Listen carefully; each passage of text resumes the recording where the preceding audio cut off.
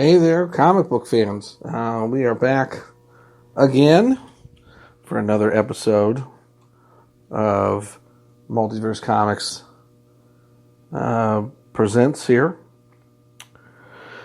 with your host, me, Mick Williams, the professional, as the moniker has been come to be.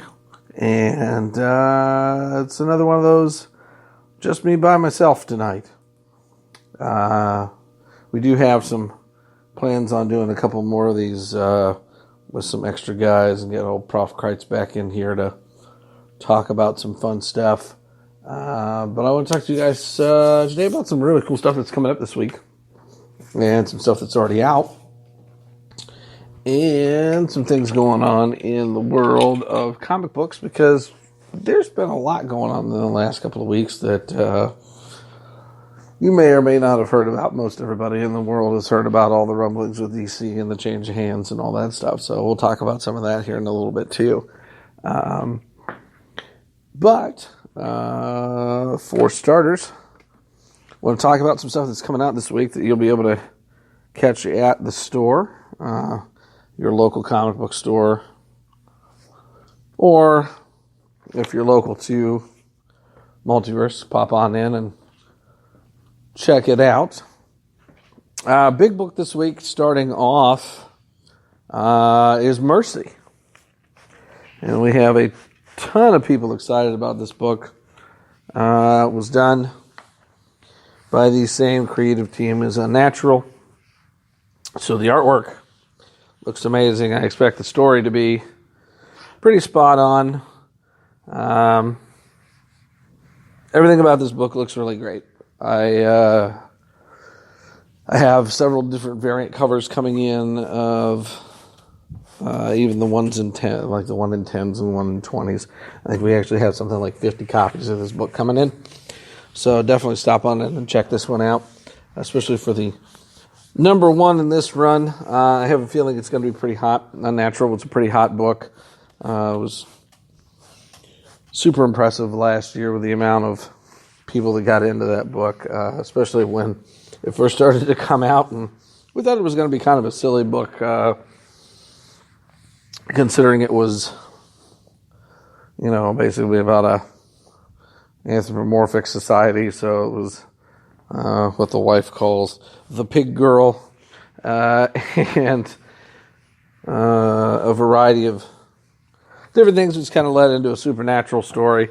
A little bit of cult stuff going on in there, but reminded me of an old episode of The Twilight Zone, and an episode of Electric Dreams on Amazon Prime, which was also a really cool series. If you haven't seen it, take some time to watch it. It's an anthology sci-fi series. Very cool show. But that's probably the big book this week. But there's a lot of really cool stuff coming out this week anyway. Batman number 90 will be out this week. So for all of you that are excited to see a more punchline, I'm sure she'll be featured in this book as opposed to her cameo appearance that we saw in Batman 89 and her first full appearance in Hellrisen 3, which was out last week. Also a good read, pretty cool book. The Hellrisen stuff is part of the Justice League story arc that Snyder's been working on and leading into his Dark Knight's Death Metal, which is the sequel to his Dark Knight's Metal that we had there about a year or so ago. I guess almost 2 years now. But it'll have more to do with this Year of the Villain stuff that'll be coming to a close here pretty soon and leading into Generation Zero for Free Comic Book Day, which will get us up to speed with DC's G5 and all that fun stuff. So, a lot of cool stuff from DC coming out this week. There's also a facsimile of Strange Adventures. I believe it was number 57 or 75. I might be getting that wrong. It was an Adam Strange book, considering that we have Strange Adventures featuring the wonderful Adam Strange coming up this month. Excuse me, which is a new DC Black Label book, which is I'm hoping, pretty cool. It's a Tom King story. So if it's anything like his run on Mr. Miracle, we should be in for a lot of fun. The artwork looks fantastic on this book. I definitely am digging the old throwbacks to the Silver Age Adam Strange books of the Mysteries in Space and Strange Adventures and all those that were some of the coolest artwork that I've ever seen on books. I mean, if you're into sci-fi stuff, adventure books and that sort of thing, this is definitely going to be right up your alley. So I definitely suggest checking it out. Again, we'll have plenty of copies coming in, and really excited to check this one out. On the Marvel side, the big one this week I think is going to be Rescue #1. Old Pepper Potts in her suit that Tony gave her. So it should be interesting. There's also a Spider-Verse #6 coming out. Spider-Verse books have been pretty cool, generally featuring a different version of Spider-Man. The last one that we had, #5, there was featuring the noir Spidey, which is probably my favorite of the ones that they've been featuring so far, just because I like the noir universe. Not necessarily the noir Spider-Man you got from the Spider-Verse movie, which was Nick Cage in a trench coat. This is a slightly different noir Spider-Man, but it's still pretty cool. Also, this past week, we've had another book come out that turned out to be really cool. That was a Marvel book called Fantastic Four Grim Noir, featuring The Thing. And Grimm is actually spelled like Ben Grimm's last name, as opposed to this typical spelling, so that's a little wordplay, amuses me.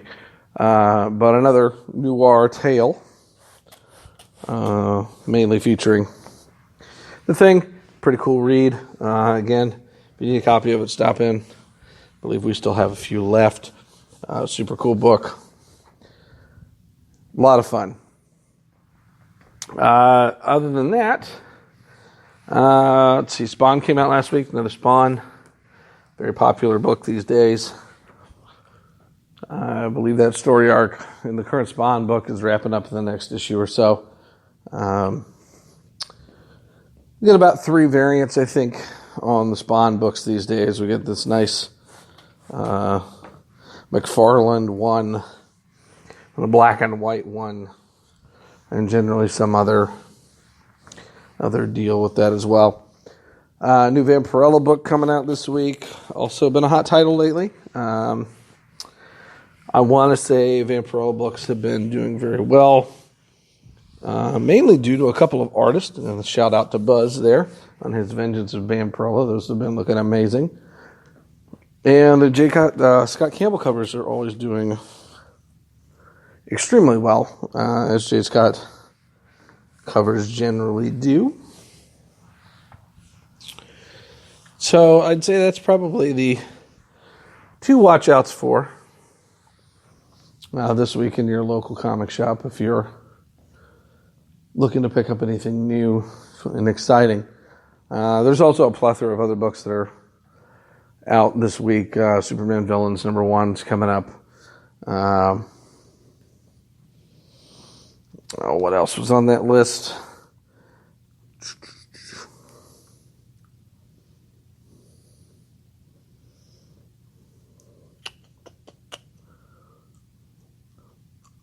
New Buffy comic this week. New Crow starts this week. It's one of the 3-part miniseries for there. Doctor Doom #6 is also coming up this week. Another top seller. Mark Waid's Doctor Strange #4. Excalibur #8. Flash 750 might actually be the biggest DC book this week. This will tie into the Generation Zero and the universe resets, maybe, that we're getting, or whatever the timeline is that Dan had set up before he left with the different generations. I know that old Wally West will be featured in this Flash book, at least in one story. I believe Flash 750 will be like Wonder Woman 750, which was like Action 1000 and Detective 1000, where it features multiple stories by different artists and different writers. So probably 7 or 8 different stories, I'd say. And telling a variety of Flash stories. And then one of the Flash stories in there will feature Wally West sitting on the Mobius chair with the powers of Dr. Manhattan sucked into the chair. And there'll be some sort of Generation Zero or Generation One or some tie-in in there as well, just like Wonder Woman 750 had a classic JSA story that actually ties into Generation Zero, which would be pretty cool. So looking forward to that one quite a bit. I'm really interested in this Generation Zero that's coming up for Free Comic Book Day. I'm not going to say it's necessarily a universe reset per se, is what we would, but more of a restoration of the timelines that we've had in the past with the addition of a new one. So, I mean, I guess since we're talking about that now, I might as well just go ahead and jump into it. You guys have seen the news in the last week or so.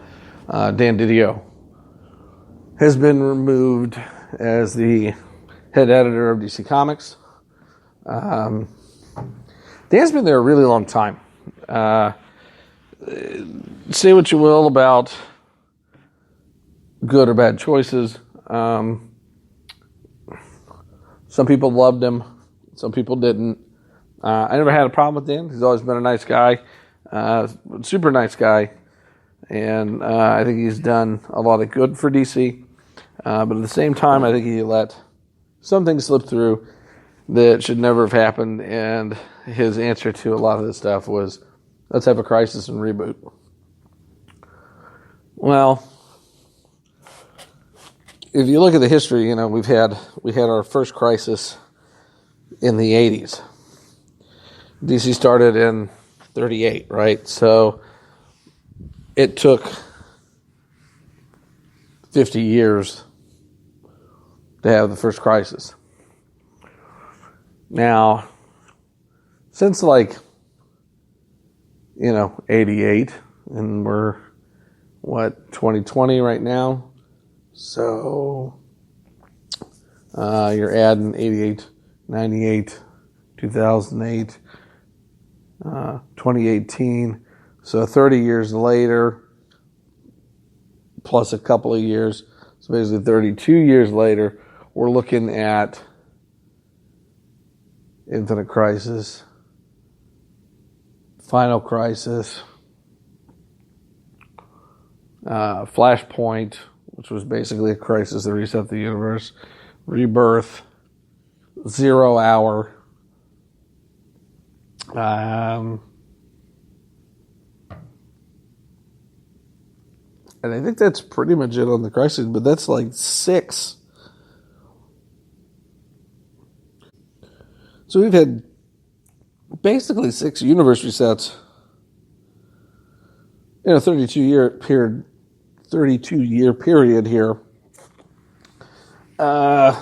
compared to one after 50 years. I think it's a little too much. And, and really in the last, well, let's see, Infinite Crisis was around 2006. I mean, 0 Hour was in the 90s. So basically about 20 years later, well, about 10 years later, you got a timeline reset in 0 Hour. And then 2006-ish, 2005-ish maybe, you get Infinite Crisis, followed by Final Crisis, and then a couple of years after that, and then the lead into the New 52, not too far after that. We're getting a couple of years with stories here, fellas, that all we're doing is retelling the same stinking stories. So, I don't think universe resets are the answer. I don't think that making comics darker and edgier are the answer. I don't think that forgetting your legacy is the answer. And I think that's what the fundamental problem with the New 52 that came along was that we ignored everything that came before us and started over again. Yeah, Jim had some decent concept ideas with art, and his stuff was pretty good, which I've always been a Jim Lee fan, but I do feel that his art style that he used for the New 52 had too much of an anime influence. Everything had armor, very militant colors across the board. There's absolutely no reason Superman needs to be wearing a suit of armor all the time. I think that's just ridiculous. Green Lantern's costume didn't change all that much other than really the high collar that was reflected across the board on most of these guys. Wonder Woman with a choker was a little weird. Couldn't stand the blue boots. I've complained for years and years and years about the stupid blue boots. Glad they went back. So when Rebirth hit, and they redesigned these costumes again, I think it was a great idea because they lost a lot of the armor pieces and went back to more of the spandexy look for everybody. Gave Wonder Woman more of a classic, like the skirt and red boots. And, eventually for Action 1000, we brought it back and brought Superman back into the trunks, which I got to have. I'm a Superman. Batman finally got in Detective 1000, a revamp into his costume. His Rebirth costume was okay. I wasn't real fond of the purple on the inside of the cape. It was okay. I think it kind of paid homage to the original Batman with the purple gloves, which was fine. And the yellow outline around the bat was kind of neat. But he's got more of a classic Batman feel now. So I like this version of the costume a lot better. Still the one that I would like to see them change and go back to basically this spandex without all the weird lines as the Flash. Yeah, I don't need lightning stripes all over my Flash. But, so with the Generation Zero and everything coming up and Dan being gone now, it's kind of left up to wonder what's going to happen with this. So the story goes that Dan's out, and after like a 4-day stint of working and a day and a half nap or something, Jim Lee emerges from his office to find out that he's in charge of DC. And then, a couple days later, we hear that not only is Jim temporarily in charge, but now he's like fully in charge, and he's the new top guy.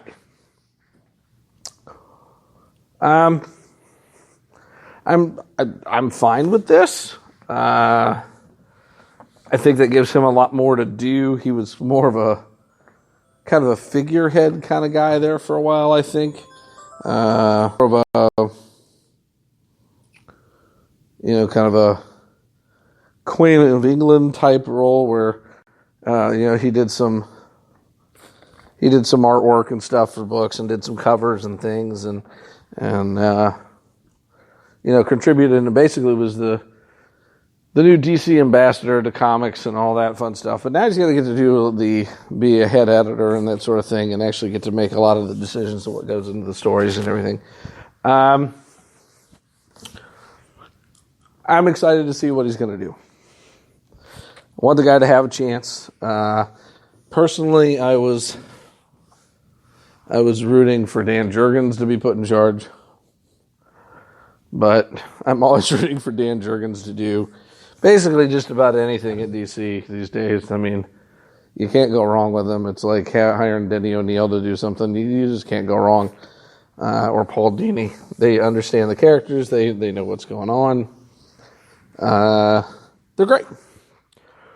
So we'll see what Jim does. I think it's going to be really cool to see where he goes with stuff. I know they're doing massive rewrites to this Generation 5 stuff that they're talking about.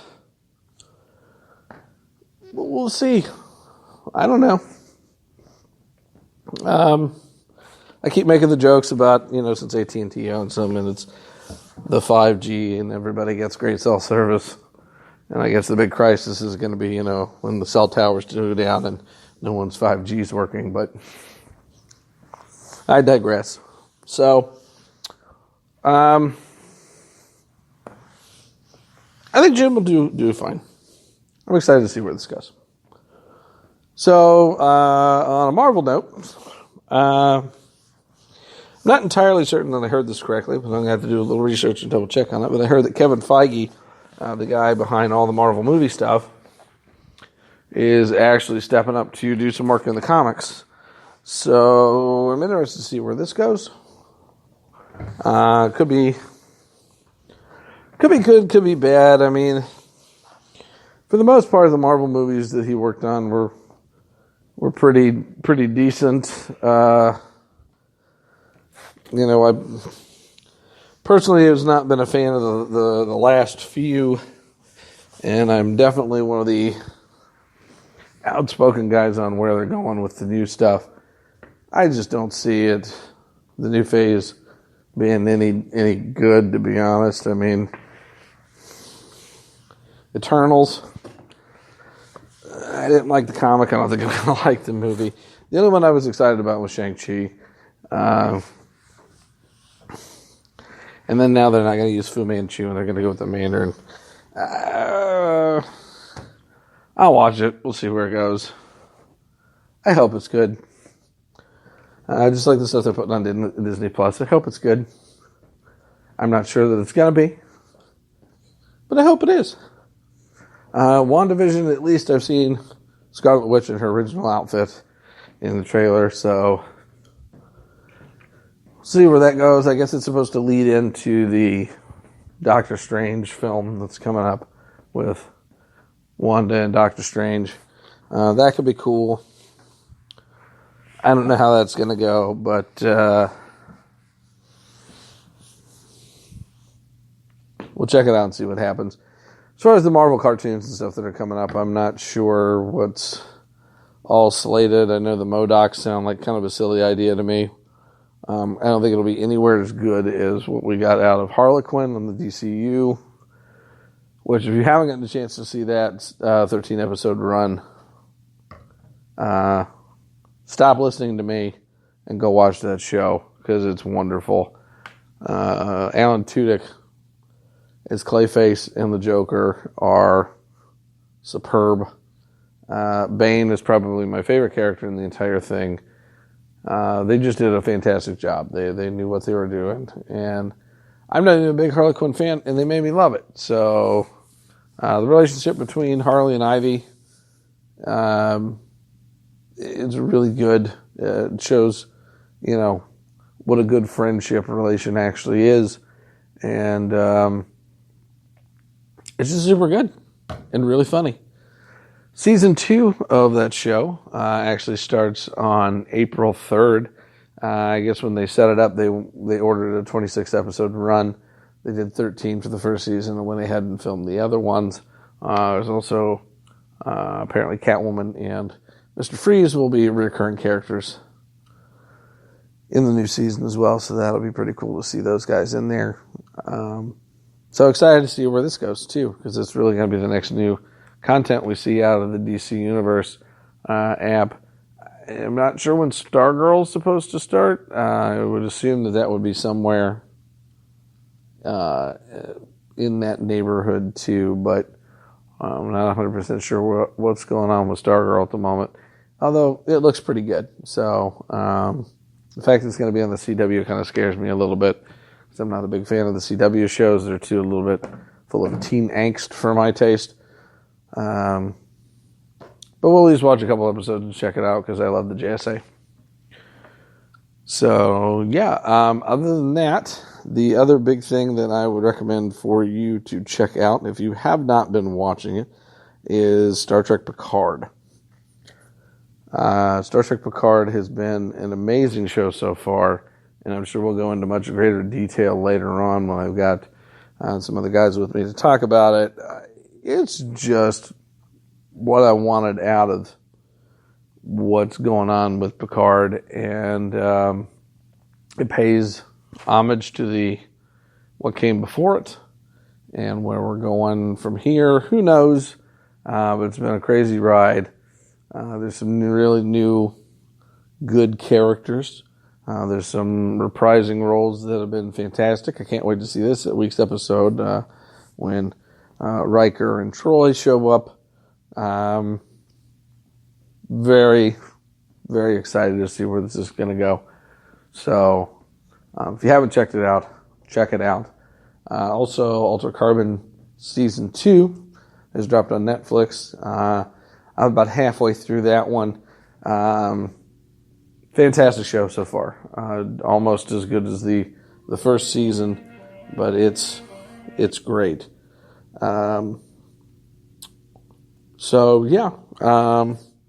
Check those out. If you have questions, comments, concerns, snide remarks, let me know. I'd love to hear them. Mick at multiversecomics.biz for the email. Check out our Facebook, Multiverse Comics,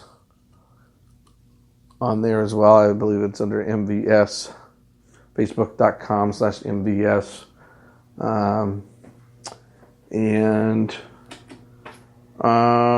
Check out all the new posts and stuff that we have. We'll put up anything new that we get in. We got some new rare books coming in. We'll be posting some pictures of this week. Some extremely rare stuff, underground books. You guys will be happy, the underground guys. A lot of cool stuff coming up. New renovations to the store. So we've got a bunch of stuff going on.